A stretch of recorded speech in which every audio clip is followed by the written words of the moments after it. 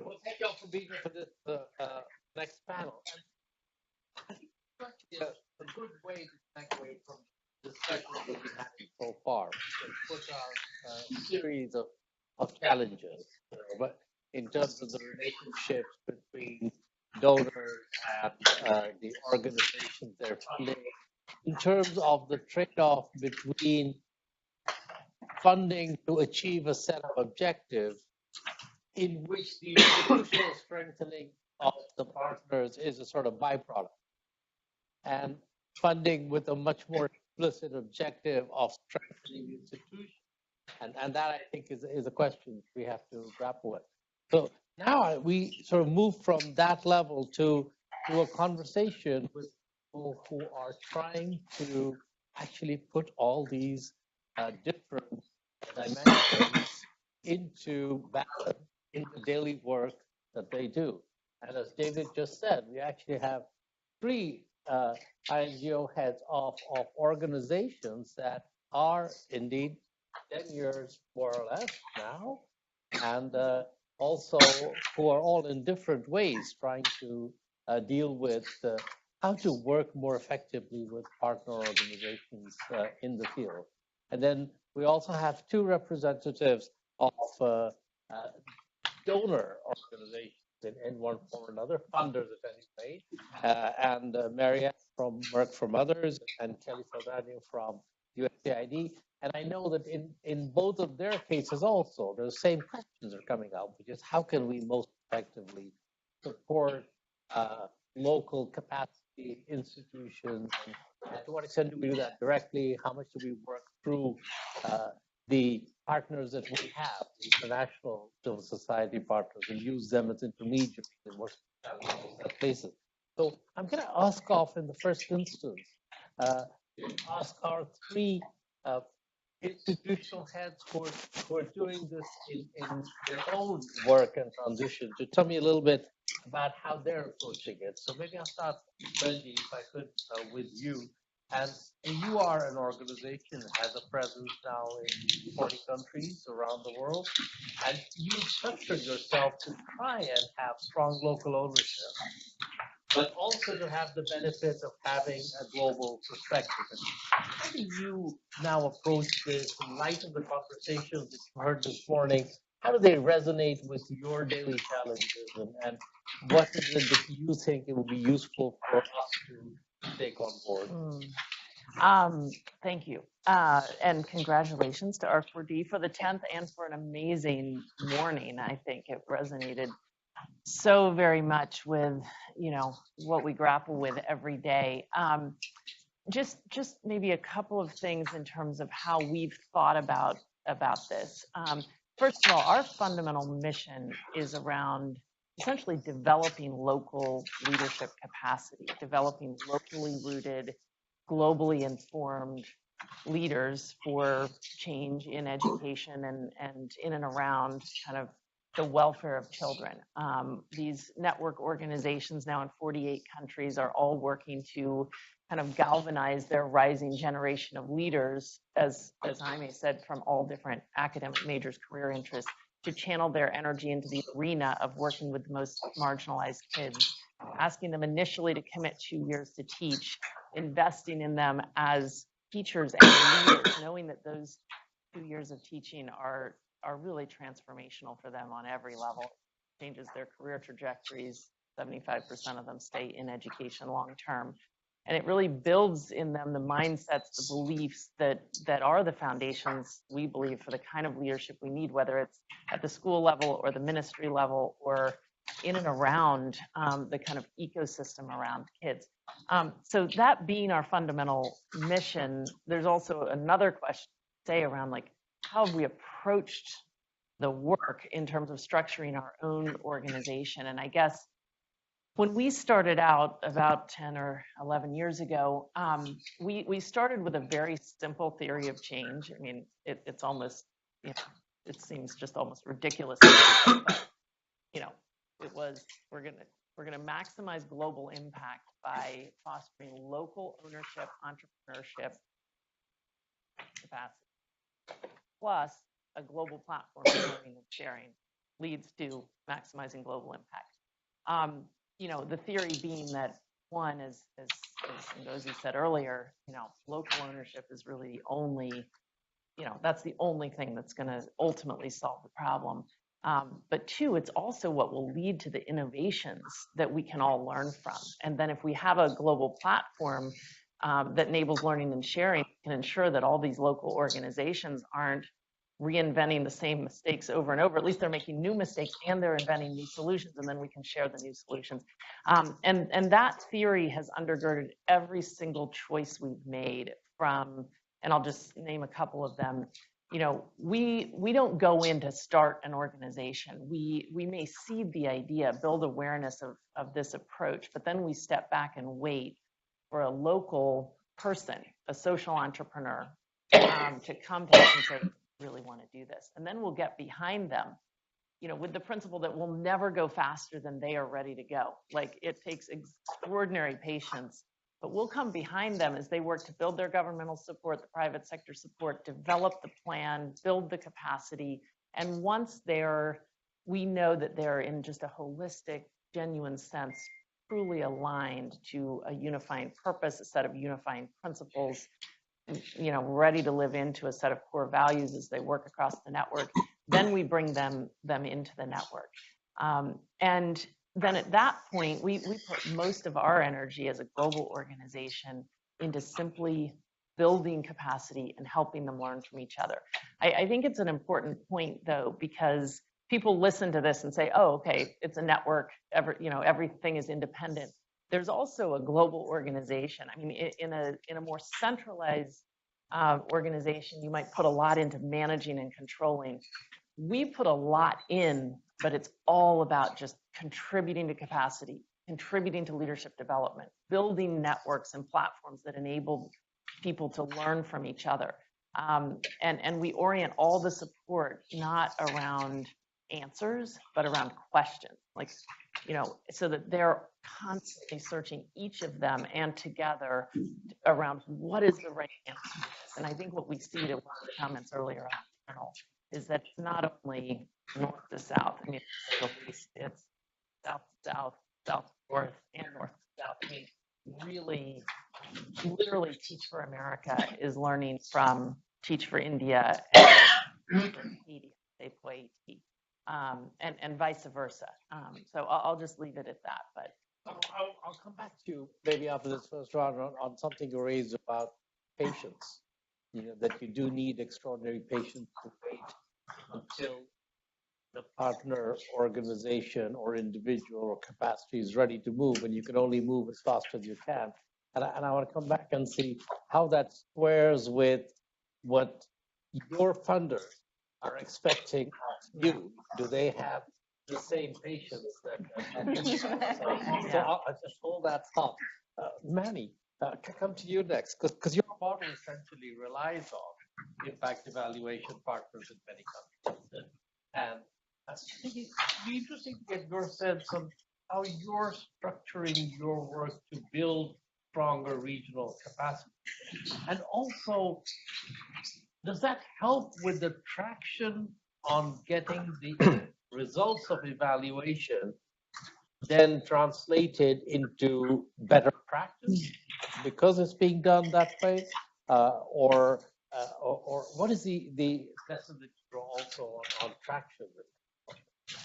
Well, thanks very much, Masood, and thank you and congratulations to R4D and Teach for All for our 10th anniversaries. Because if we were dogs, we would be 66 years old.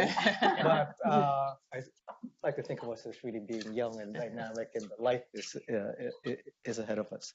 No, really important point, Masood. So 3IE was set up partly because of Center for Global Development's report 10 years ago, 12 years ago now, and called When Will You Ever Learn? And the purpose of that report was pretty simple. That report said after 65, 70 years of development experience, the number of lessons that we have learned as a community in which the claimed outcomes could be attributed to the interventions was very, very small. And that was a risk for all of us because the chances of making mistakes, the same mistakes, or quite high. So initially, I think 3E's model was, let's fill in this gap, okay? And in a sense, I think initially the concern for local capacity wasn't as important because because the gap was so wide that anything you did to fill that would really help the global community. But I think fairly early on, the institution learned that in order to get traction, as you pointed out, Masood, you really need to involve the local institutions and local capacity implementers.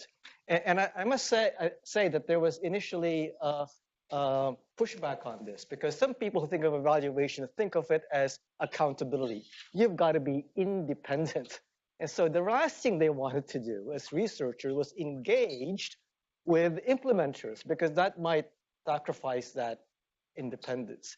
I think our point of view is that really it's much more important to learn rather than to hold people accountable. There are other mechanisms for accountability which are really important, but the learning agenda has really got to be stressed. So let's just mention quickly three things that we've been doing in order to make sure that learning agenda is embedded in these local institutions. So one is that when we have this call upon this network of researchers to actually conduct the evaluations, we give a lot more points to those institutions which come from developing countries or partner in a meaningful way from institutions in developing countries. We actually give points in the call. The second thing is that we realize that a lot of the themes and projects, it's not all a bad word, by the way, but that donors tell us about that they want evidence on is driven, as you all pointed out earlier, by the donors. These are the evaluation questions that they want answered. 3IE has set up what we call country policy method. The idea behind this is to generate resources in a country, and that country and those resources are then at the control of the countries themselves, and they request us to help them manage it. But it's typically, we try this out in the Philippines, Uganda, and now regionally, Francophone West Africa. The central agency is a nodal agency, so either the Ministry of Planning, in Uganda's Office of the Prime Minister, and it's their job to mobilize the rest of government to prioritize which programs and projects actually need this hard evidence. And it's worked pretty well so far, to the extent that in the Philippines, for example, the government then tripled that amount with its own resources, with its own programs, because they thought this was a pretty good way of doing business. Now, there are challenges. They're challenged with implementing this program of evaluation. This is not easy stuff, but that's where they rely on us and others to help them. And the third thing I want to say is what's really critical for citizen involvement and building capacity is to make these studies transparent and publicly available, because that empowers those who can actually hold the policymakers to account because they have access to the data. So in 3IE, we mandate every study has to be in the public domain. Not only that, we don't give out our last tranche of payment until they put the data up in the actual unit record data up on publicly. So I think those three things is first to make sure that you give incentives for local researchers to come in. Secondly, to give control of resources to key agencies in the countries. And thirdly, to make the data transparent are three things I think we could all do for the institution. Thank you very much for mentioning that, in fact, the 3IE idea actually originated with a piece of work and a group of people at CGD at the time. So I also like the model in the way of developing something and then spinning it off to a different home where then it can flourish in a way. And you're a great example of an initiative that has flourished. Here we are 10 years later. On the points you raised, I think it's interesting to ask ourselves what we mean by lessons learned. when does the learning happen? So, you see all these the first generation reports on a project will say the lessons that have been learned. But actually all you were saying was these were the lessons that we could draw. But has anybody learned them? And at the other end of the spectrum was actually, I was talking to somebody in the military once who said that their definition of lesson learned is when practice has changed in response to findings. So the learned part, the verb is only used when they can demonstrate that it's been changed. I think most of us actually use that verb much further upstream, in the thinking. So we say we've learned a lesson, but then there's a discussion, what does that mean in practice? So I think we'll come back a bit to that. So Gina, this is kind of your show today. Thank you very much for making us all part of it. We're all very happy to be here. What I wanted to ask you was that R4D, in a way, has been working from day one with government, with civil society, with public and private institutions. And you've been learning a lot of lessons about how not only to work with them to get things done in terms of building stronger systems, but also how in the process your own focus has shifted on making those partners stronger. And I want to get a little bit your take on what are the key things you've learned from this. Learn in our way of thinking. Thanks, Masood. So it's interesting. When I became CEO about 2 years ago, filling very big shoes of David DeFronti, I went on my sort of obligatory listening tour when I went out to talk to a lot of different partners and funders and said, what do I need to know? What can I be learning? Give me advice. And there was one theme that came up really often in the conversations, especially with the donors. And many of these donors must have gotten the memo from Dr. Ngozi, because what they told me was, R4D does fantastic work. You've done great policy analysis, and we see that you're working in countries to support change. But really, we're moving to our model where we want to support more local partners and regional partners. And there was a little bit of this implication of, you guys are great, but you're in Washington, and we want to support the local organizations. So I took all of this. I had two reactions. The first was a little bit of alarm and worry, because of course I am an organization. We are an institution that needs to self-preserve. Is all the money going to go away? And then the second reaction was, of course, they're absolutely right. If I was in their shoes, I would be doing exactly the same thing. So it took that back to our team here, who's in the midst of doing a strategy process. And we started to think through, taking all this in, would there be a way that we could actually try to facilitate this transformation to more local leadership and more stronger local organizations? Because we did hear that there were some challenges coming from the funders. They said, we want to work with local partners, but a lot of the challenges that were raised earlier, they're fragmented. We don't always know which ones are strong, who has good institutional support. We want to make sure there is still global level learning and that they have access to what the knowledge that has been generated elsewhere in other parts of the world.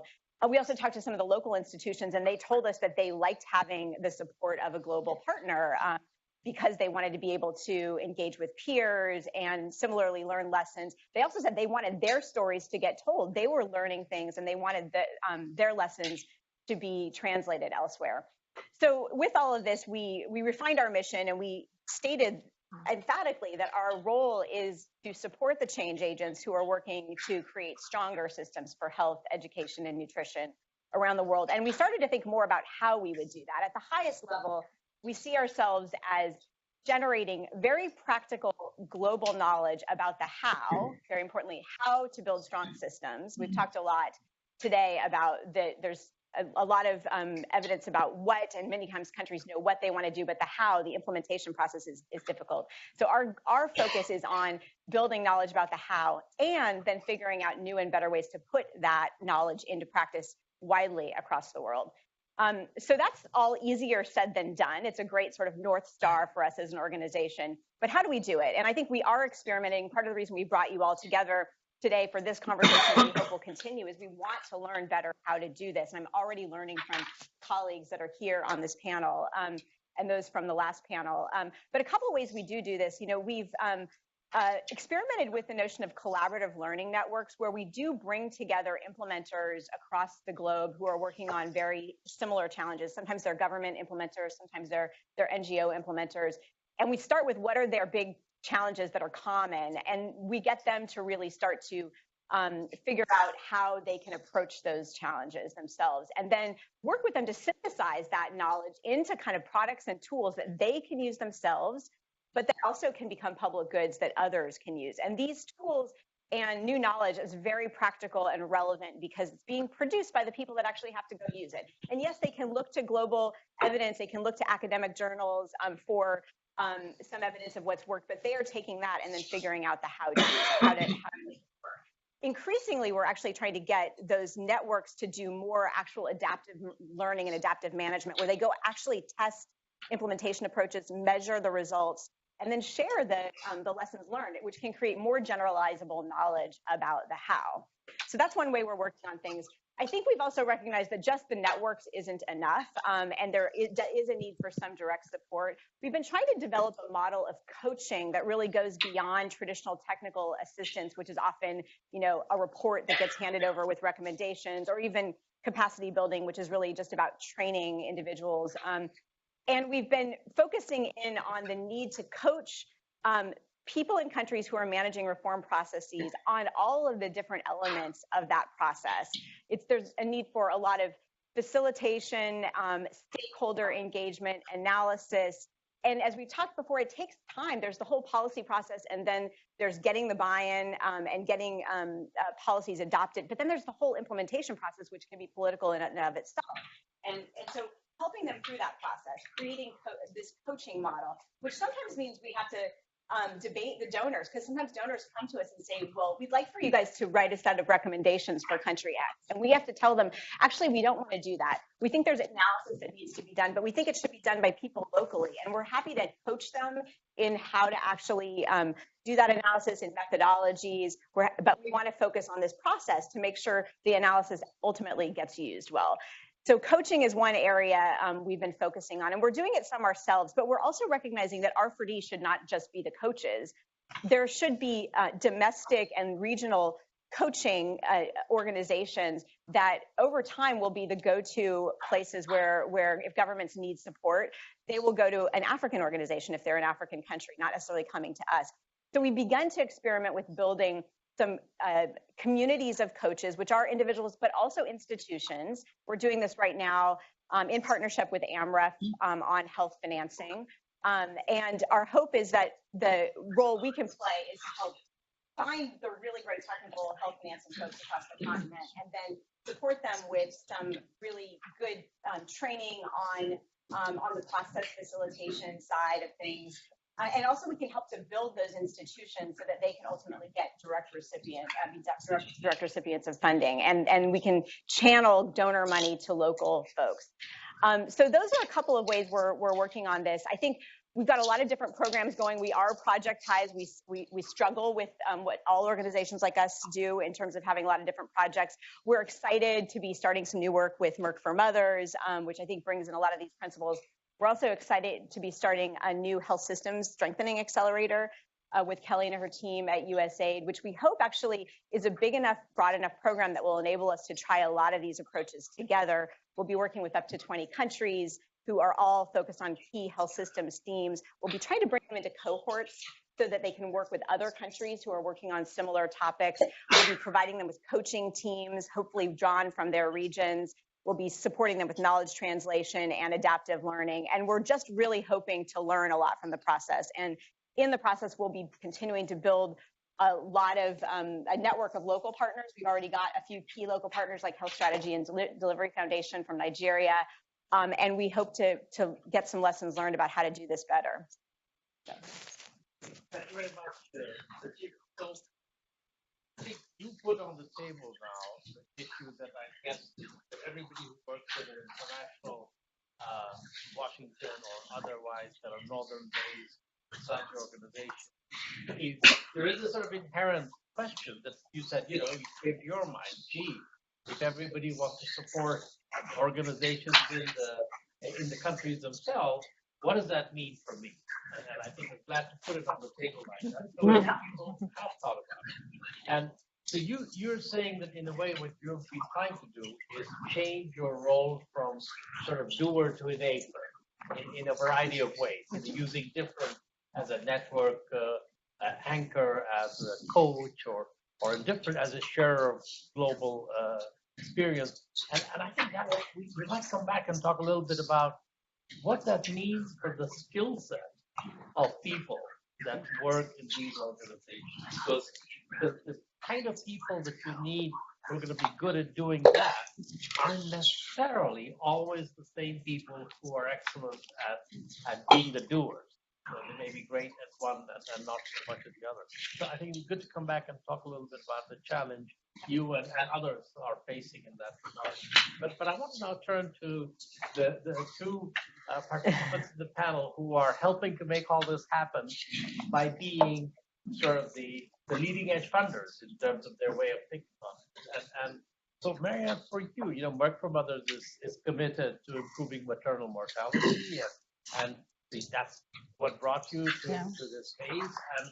And now you're working to a whole range of partners, including not only civil society for narrow sense, but also private sector providers, clinics, and strengthening their capacity poses yet another kind of challenge. So how do you see this transition from being sort of funders of service delivery to funders and partners in helping to build capacity to be able to do that in both the public and private sector? Thank you so much for that question, and I'm going to try and unpack it, including some of the amazing insights we had in the panel before. So as you mentioned, Merck for Mothers, we're committed to contributing to eliminating preventable maternal deaths globally, including here in the US. And as we think about this challenge, one of the things that I've always thought about in this work is we as donors, funders, should really be thinking about putting ourselves out of business. Yeah? But when you actually unpack that, that is within the framework of thinking of projects. And we've already heard previously that that should not be the frame that we're thinking about. We should be thinking more broadly about building institutions, having multi-sectoral engagement around an ecosystem, because projects and thinking about how to make projects sustainable is actually the wrong question. Yeah, projects are finite, but progress and the development of an ecosystem, progress is infinite. So really, we shouldn't be putting ourselves out of business to come back to that. The other thing I'd like to address also before speaking specifically about Merck for Mothers and how we're approaching this is the issue that has come up in many of the conversations about the donor agenda. And I would actually like to posit that every organization, whether you're a donor or you're an implementer, should have an agenda. Yeah, you should know what it is that you want to do and why you're doing it. And so I think the important discussion to have is how do we create transparency around those agendas? How do we, as donors, go to where our agenda is wanted, where there's a match, where we've been invited, and where there's also an ability to kind of co-create and continue to iterate, on that shared agenda. And then I think one of the things we're trying to figure out here is how do we actually optimally execute on that agenda? The how, the difficult issue, of the how. So I'll come back to, thinking about how Merck for Mothers is doing this, and specifically bringing this multi-sectoral approach, including the lens of the private sector, specifically around that, sustainability perspective. And so one of the things that we've done, thinking about our agenda, when we looked at the landscape, we actually saw that there was a huge gap in looking at local private providers in terms of the services that they were delivering to women. In many, actually, in 40% of low and middle income countries, women across all economic strata are going to private providers. And women in the lower economic strata are actually more vulnerable because those private providers are complex, diversified, unregulated, informal. We have no idea about the services they're giving or the quality of the services that they're giving. So we made a specific point to focus on that local private sector and figure out how we could build a sustainable ecosystem for quality. Many of you, I'm sure, have read the most recent Global Lancet Commission that more deaths are happening because of poor quality as opposed to lack of access. So this is one of the things that we're focused on. And we, we looked at the landscape, and there's this vibrant professional society in India, FOGSCI, yeah? The Federation of Obstetrics, Gynecologist Societies of India.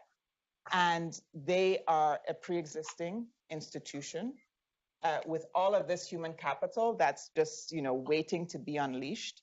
So what is it that Merck for Mothers can contribute to that process? It's investment in the scaffolding, so the infrastructure, the data systems for management, the training, the capacity building.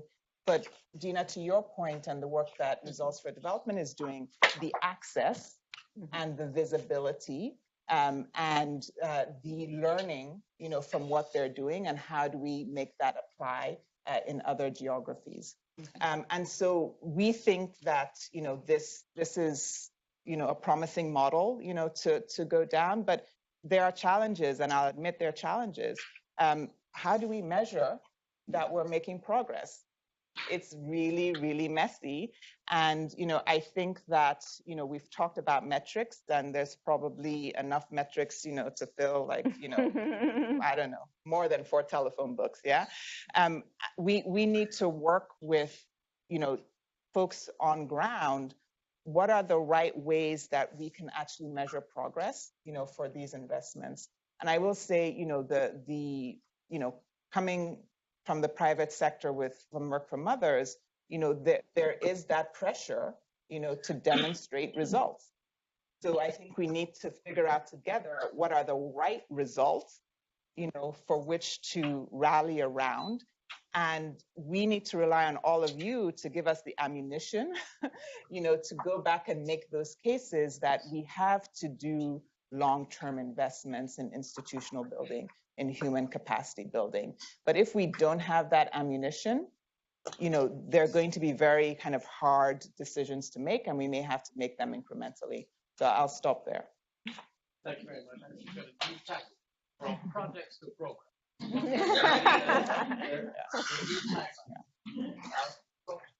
going to you, Kelly, now. So we've all heard kind of Administrator Green talking about USAID and helping to put countries on a road to self-reliance. And obviously self-reliance, listening to everything we've heard this morning, is as much a question of institutions that work and a governance framework within which they work as anything else. And so I want to get a sense of how is that affecting the scope of your work on the way to getting them to be self-reliant? Yeah, thank you. And thanks to R4D for this event. I'm the last speaker to offer comments on the second panel. And so I'm trying to restrain myself from all of the things that I am energized to say based on the other 2 panels. But it actually occurred to me, I'm going to stick with what I was going to originally say, but try and expand on it a little bit. Because one, I wanted to talk a little bit about sort of how we're thinking about the journey to self-reliance, and then ground it in my work in health systems. And I think in some respects, there is a metaphor there for some of the work we want to do with institutional building. There's sort of 3 main ingredients that I see. One is the vision, and enabling people to have a common conversation, paying attention to the operational aspect and the processes, and then really empowering people. So if we look at the vision, so Mark Green has reminded us all that our job in development is the journey to self-reliance and to eventually work ourselves out of a job. And, and I think a lot of us thought, well, of course we know that, but I think refocusing on that and really sort of challenging us to understand what that means has been very helpful. And I think one of the key things that he did is enable us to have a common conversation on it. So we rolled out these country scorecards that use 17 indicators from third-party sources that basically lump countries into capacity and commitment categories. And they're not meant to be threshold indicators, and they're not necessarily meant to really say anything specific. What they're meant to do is enable a common conversation. So enable our USAID mission directors and program officers in country to talk to their counterparts and say, look, this is the data we have about sort of what we think are the key pieces of a journey to self-reliance. What does it say to you? What do you think? How do you think we can work together to improve upon these? Where do you think they're wrong? Why do you think they're wrong? And how can we work together, to get us to a new place? So I think really what it does is it establishes a common way for everyone in a very decentralized organization to have conversations about sort of what are we thinking about when we're thinking about what we're trying to achieve with the journey to self-reliance. And then, so the second aspect of that is operations. And I think really recognizing that as a government agency and a large bureaucracy that is beholden to stakeholders in Congress and accountable for what we do, we also have our own set of operations, which may not be the most flexible or the most agile, but what can we do within our procurement policies and practices to push towards local organizations? And so we've really thought through what are the different ways to be able to allow those organizations that have capacity at the local level to be able to compete for awards within USAID, which is not easy to do. And so really looking at new ways to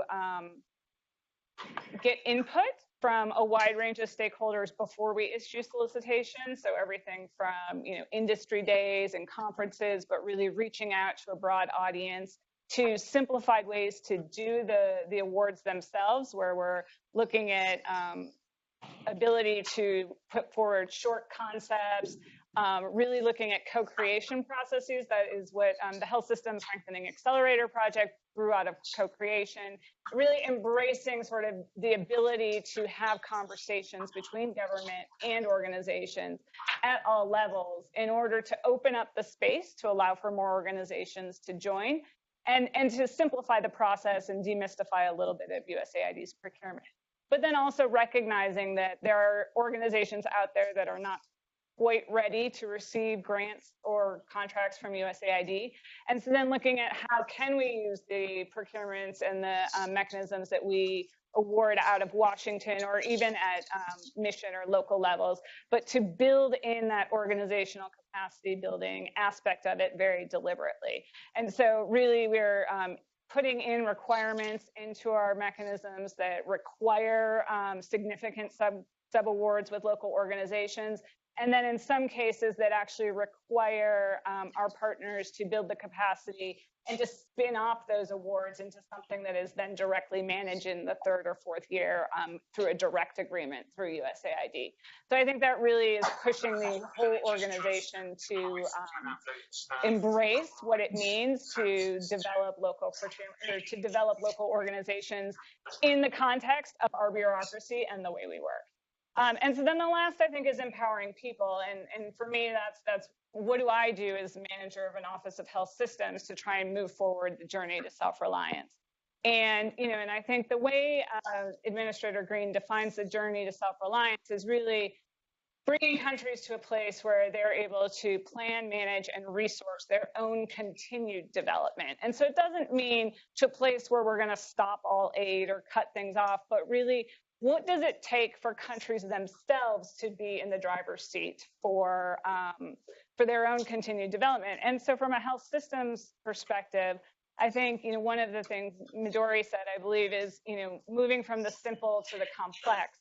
I think a lot of what we've done over the years in health systems is develop the sort of specific aspects of health financing or health governance, but how can we take that and move it to recognize the interrelated nature of all of this work and to move it forward? And also focusing on process And so, as I think has been said many times, but in my mind, that means expanding our definition of what it means to build capacity. So we're not building capacity for health financing or capacity for supply chain, but the capacity of managers within organizations to analyze their own problems and to come up with their own solutions. And then if they need to source the expertise. But really, it's being able to look at what's happening in country and say, oh, we need this solution, or that's not going to work because, you know, the Minister of Finance doesn't like that, so let's go from this angle. And not just to do that once, but to do it on a regular basis and really taking that as the definition of a strong health system. And then in addition to expanding sort of our view of capacity, I really appreciate the panelists here today, which represent a wide range of agencies, organizations, and stakeholders. And I think a lot of times, especially in health systems, we get very stuck in the public sector. And so I think really making sure we're thinking about the private sector, we're thinking about communities as change agents, and how are we linking them to the health system and pulling it all together. So that's sort of the way we're thinking about what we want to do in health systems. And so as I was listening to the earlier panel, I came up with a metaphor, so I'm going to try it out on you. So tell me if it works. But so I am not a chef by any stretch of the imagination, but you know, it's sort of, you hear the difference between what is baking and what is cooking, right? Baking is a very precision-oriented thing. You follow a recipe, you need precise measurements to get everything right. Cooking is a little bit more, throw a little bit of this in, throw a little bit of that in, see how it tastes, and, you know, and move on from there. And I think we've been a little too focused on the baking aspect, and that there's a specific recipe that everybody must follow in order to build an organization or to build a health systems. And I think the shift is now that we've done some of the experimentation on, you know, the right proportions of, you know, health financing and ingredients. We're moving a little bit more towards enabling countries themselves to sort of take a little bit of this and a little bit of that and really be in the driver's seat to move it forward. So less baking, more cooking.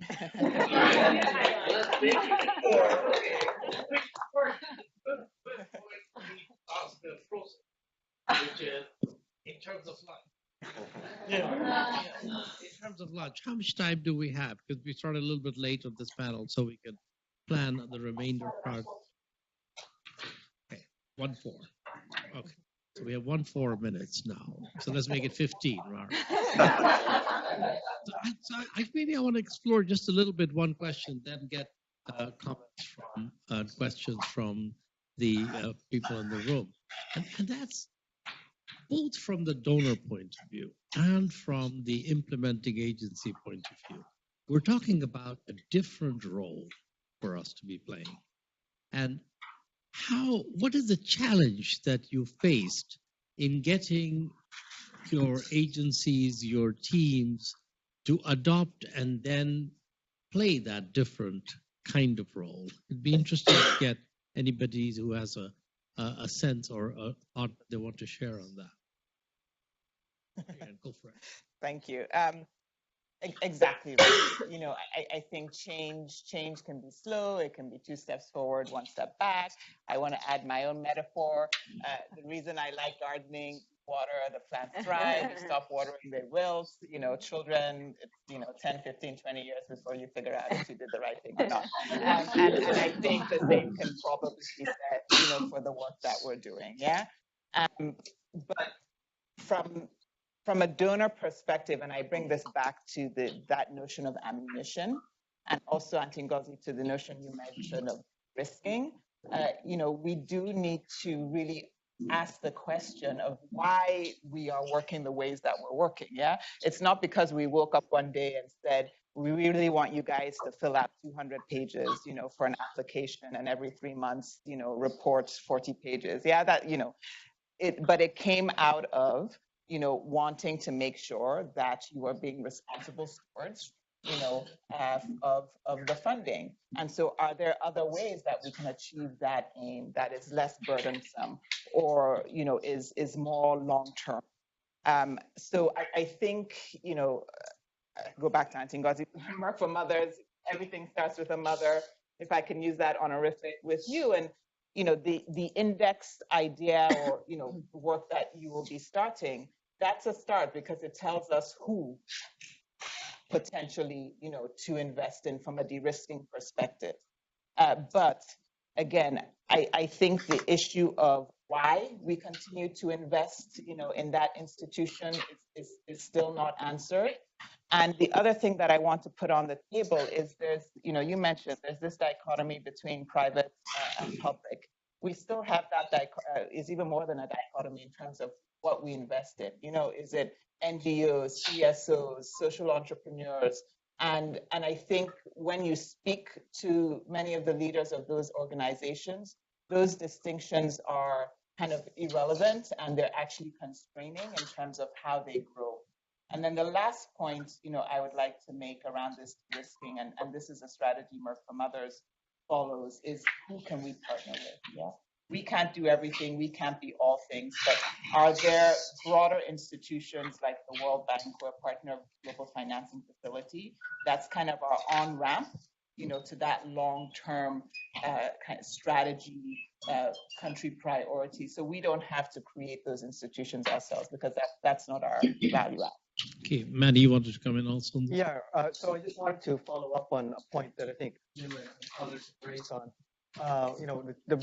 One of the biggest challenges that I see, both from 3IE, but also from my years of experience at the bank, is that we need to work to go beyond our comfort zone to engage a broad range of stakeholders that we thought. That when I was working in sector at the World Bank, it was you're in charge of education, you work with the education ministry, health ministry, and even now at 3IE, what I've learned is we had to go beyond engaging just with researchers to a broader range of stakeholders, the users of evaluation, civil society in general, who can use the information to pressure governments and other decision makers. And I think that's been an enormous challenge, and skill set to do that has to be reviewed. And I'll come to Gina next, but I think we also have to go beyond the few people that we know in each area. Because one of the concerns that I hear very often in countries is that there's sort of like a preferred group of local civil society and think tank partners. And the more they get involved, the more people see them as having a track record, and so everybody else comes to them. And in effect, what we're asking them to do is really, in some ways, they end up mirroring what we think is the agenda. And the more they say what we think is the agenda, the more we think they're the credible interlocutors. And we end up just working with them. So we have to be very careful about what is our objective mechanism. And that's why I'm so attracted by this index, because it's an objective mechanism for identifying who are the range of interlocutors with whom we could partner. And are we simply asking them to help us answer the questions that we have identified? Or are we also giving them space to actually ask the questions that they think are relevant? And so I think this is a complicated next step in that. So, yeah. Gina, come to you. Thank you. Very important point that we should talk about more. Coming back to your original question of how are we changing in terms of the roles we're defining? I think one thing we're grappling with right now is what does R4D look like in 5 or 10 years? We started out as a relatively small group of us, mostly sitting here in Washington. We're now working across the globe.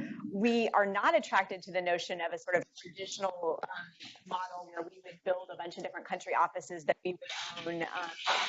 I've actually been really inspired by the Teach for All model, where you guys have built this very strong sort of center with all kinds of capacity, but then have an affiliate structure of very locally owned organizations. I've also been inspired by the IHI model that Peter talked about earlier, where you stay small, but you are really working closely with governments and helping to incubate new institutions. But we're grappling with that right now. We're experimenting with many different approaches. So we have registered offices in a few places with small teams, because we feel like we do need some people in countries to support us. But we're also building a lot of partnerships with other organizations, and we're exploring what those partnerships look like. And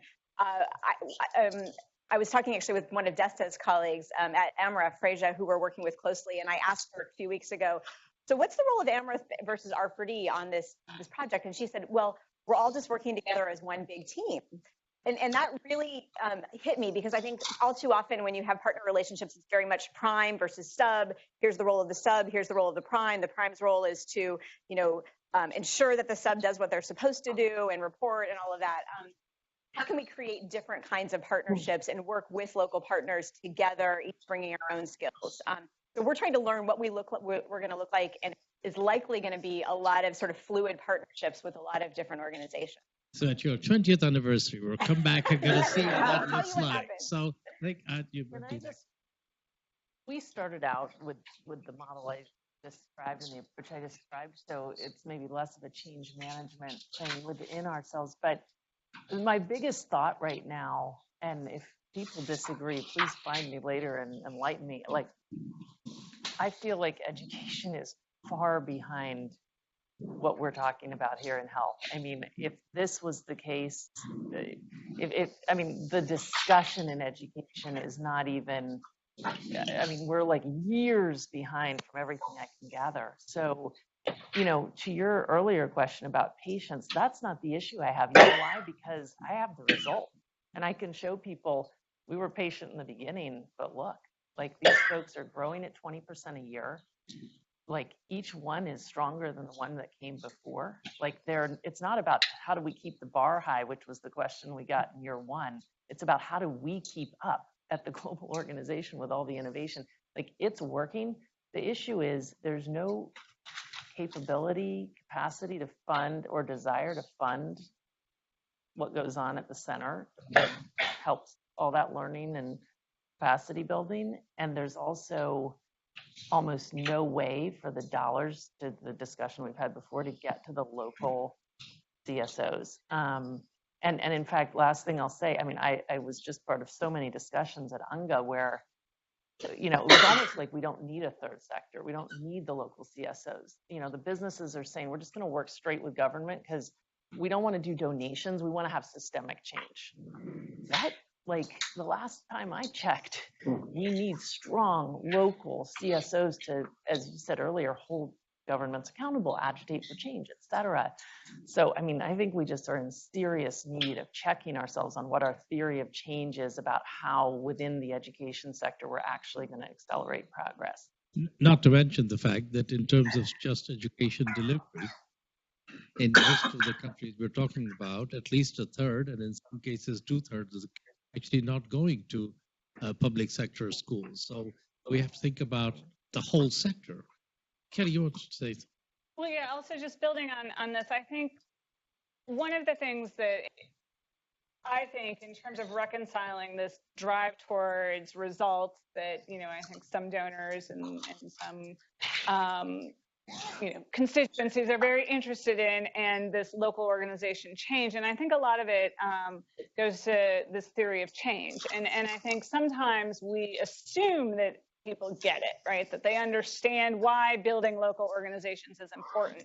And so we skip over the theory of change. And I think we need to push ourselves to articulate very clearly why that's important for the results you want to achieve, and to do it continually so that people, who may be sort of more immersed in a specific program, thinking about results, start to see, okay, we're all part of the same team. We're all part of the same group.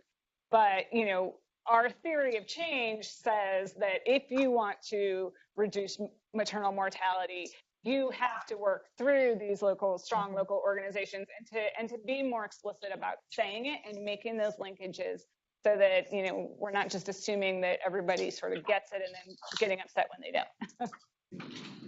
Can I just say a point on this question of results? I think it's come up a few times, but I think this is an area, in addition to questions about how we sort of deprojectize things, et cetera, but we here are talking about strengthening systems, but the question is, how do you know you have a stronger system? And we don't think, ultimately, lives are saved, kids are learning, but we think there's some interim results that we need to get better at measuring, and that we as a community should come together and really agree what those look like. One of the things we're experimenting with is to try to build a maturity model for health systems, which is not about do you have the right financing function and do you have the right primary care system, but again, to what Kelly mentioned before, it's about do you have the functions and processes in place to be able to assess whether or not what you're doing is working, and then go out and find ideas from the rest of the world, evidence, et cetera, and from your own local people to fix what isn't working, and then ultimately to implement that, test it, and then implement it. And then do it again and again and again, because strong systems do that continuously over time. And there are functions that you need to be able to do that. So we're trying to think through what are those functions, and could we, as a way to measure ourselves at the end of some of the work we do, say, you know what, we actually don't know, frankly, if more lives were saved or more kids learned at the end of this, but we can tell you that there are these new functions that didn't exist before. Ngozi talked about some of these ideas earlier, things that weren't in there. There's a better bureaucracy, as Jaime was talking about. Can we measure that and be able to share, this is the result of our work? But we have to say why we think more lives were saved, because we did that. I do think we have to make the connection. Yes. So we should assess that, yeah. And then I think the question then will be whether that set of results without that connection is going to be seen to be adequate to mobilize the kind of support. Because I do worry that this, and it comes back to this point of patience, because it does require people to be willing to invest in systems and institutions rather than in being able to show demonstrable outcomes with the support that they provided. I think that's the big challenge for us. While we've been having a very interesting conversation, I have failed completely in managing time. So I'm now told that we have run out of time. So what we might do with your indulgence is to actually now adopt a new model, which is that we're going to have 4 people to raise questions or comments, but we're going to have the answers to those in the lunch break. So you can actually, but let's at least hear from the floor. So I have right in the front here. Well, why don't we start? There's the mic is there, and I'll come back. I have the mic. Hi, so something that's come out for me, I work with an organization in education that is committed to capacity building, but also provides project grants. And we focus on system strengthening and advocacy. And one thing that we hear from our local partners is that's so great. Nobody ever wants to fund advocacy, and we're so excited about the capacity building, but we really need these kind of direct beneficiary things too. And so it's very hard to focus on some of these system strengthening and capacity building when they're saying, but we need direct services. And so how do you balance that? And how do you kind of convince the local partners who are so worried about day-to-day delivering services that these things that don't have the most obvious impacts for them and the people that they work with? Thank you.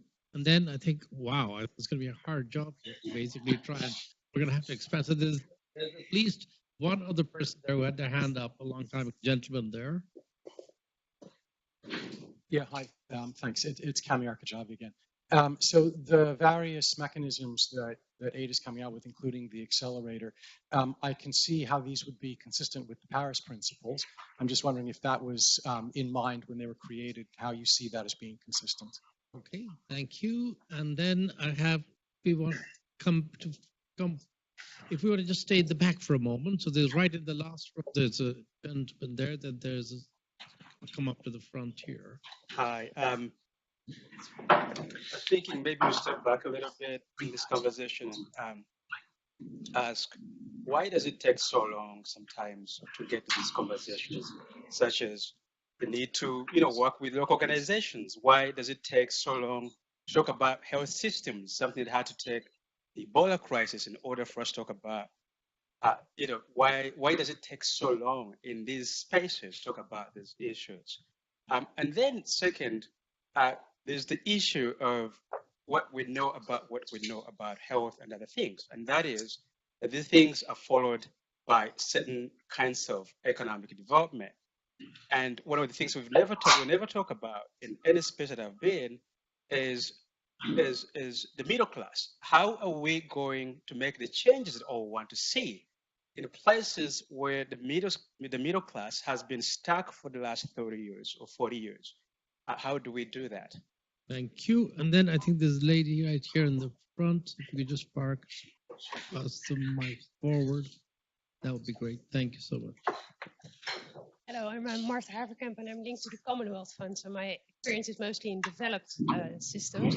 I'm just struck by the similarities I feel here between developing and developed countries, if it's about sustainability of your interventions or about metrics. And I was just wondering, talking about the role of R4D, and I certainly don't want to give you any other projects in addition, but would there also be a function for R4D bringing back innovations that are done in developing countries that you can bring back to developed countries, to the US, for example, and improve things that need to be improved? Great. And then I think I had one at the far end over there, then I would come to you and close out, please. Thank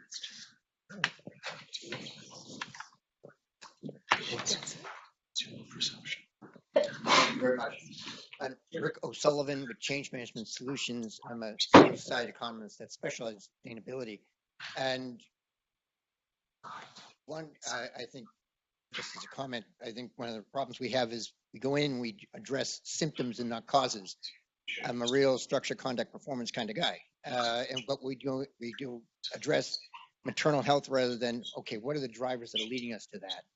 But what I'd like to comment on is the comment you made about, well, yes, civil society is important for advocacy and for keeping government institutions accountable. But rather than to look at them as these are the innovators or the incubators of innovation, that they should be delivering it directly. A good example in education is the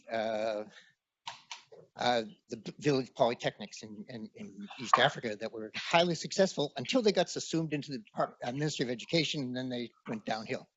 So to what degree do you see the necessary changing the role of civil society from advocating from government action to taking direct action on their own, which is contrary to what they've been taught for the last 30 years? Okay, all right. And then I think we'll just come right to the front here. Just so that everybody can. Yeah. Just very quickly, because this is earlier we heard about indicators or measurement tools and how do we evaluate NGOs, et cetera. And I just feel really strongly that when you have NGOs that are at the grassroots, you're going to exclude them unless you're really careful about the construct of how you develop this mechanism to evaluate them, to make sure that some of these grassroots organizations that don't have much capacity to stand alongside a bigger NGO will typically fall off, and they may do something better. So just for all of them, how do you envision an index, a measurement tool? I know that in Kenya, which is a devolved counties, we thought about how do we, there's an SDG platform, and how do we measure success in terms of meeting UHC indicators? And there was a very big resounding response that, if you have a 2 indicator in Turkana, that's a huge success. And in this county, you might score 10 out of 10. So I think it'd be interesting just to hear. All right. And then in Gold, you have the last question or comment. Again, a terrific panel. Thank you so much to all of you. I just wanted to say, Mani mentioned the issue of a more complex world. And Masood, so one of the things coming to my mind, it's not going to get easier. It seems to be getting more complicated. In this more complex world, is the model we're searching for, and I just want comments from all of you, is it a model of alliances around vision, objectives, around or deliverables? In which we now do what Marianne said, we are funding progress, not projects. Is that what we're searching for? I'm searching because I'm worried about the uncertainties that keep creeping into the world. So how do we form the models of the future? not partnerships, but alliances. And then that would bring in the local and then the international.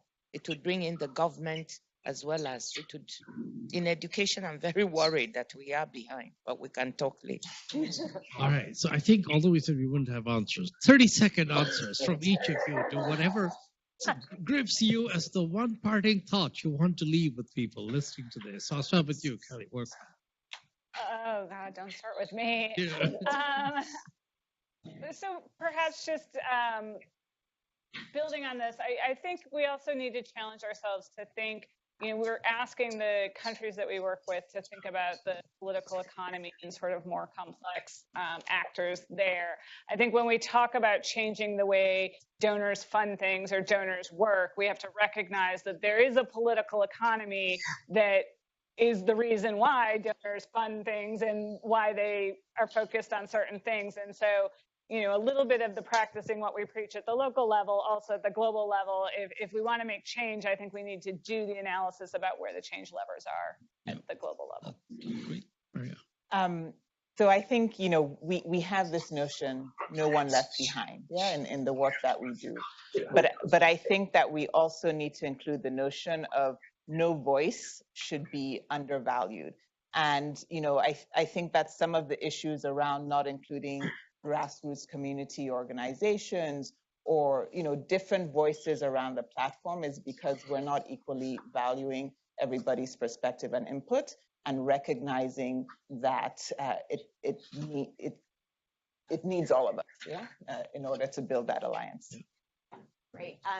So coming back to something you said, Masood, learning, how can we as this community of collaborators learn what is really working systematically, actually making sure it is a lesson learned where it gets into practice, not just in a PDF somewhere. So let's think more about how we can do that together. Two thoughts. One is that knowledge is empowering. I think that going forward, perhaps what we need to do also is to have more knowledge brokers, to be that be someplace in the middle to actually try to curate some of this. We've been obsessing over some time about how to get this notion of leadership capacity, local leadership capacity, onto the agenda in education. And we've been talking with Gina and others about kind of building a loose coalition of folks who really are thinking together about how to do that. So if that's of interest to anyone out there, please come find us. Yeah. Thank you. I say my 30-second takeaway is that I'm struck by how much of a consensus there is on the need to move away from trying to create a framework within which it is done sustainably, and how early in this journey we are. I think that it's not about adding on another function to what we do.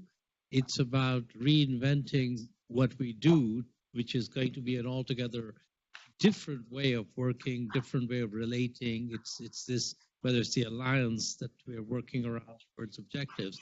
And I think in that process, we have to be aware of what it is that we are going to give up, because we're not going to be able to do all this while we continue to do everything we are doing today, and what risks we are willing to take. Because if we are not willing to take risks, it's going to be very hard to bring about change. And I think that's a conversation that would be great to have at some point. So please join me in thanking this panel.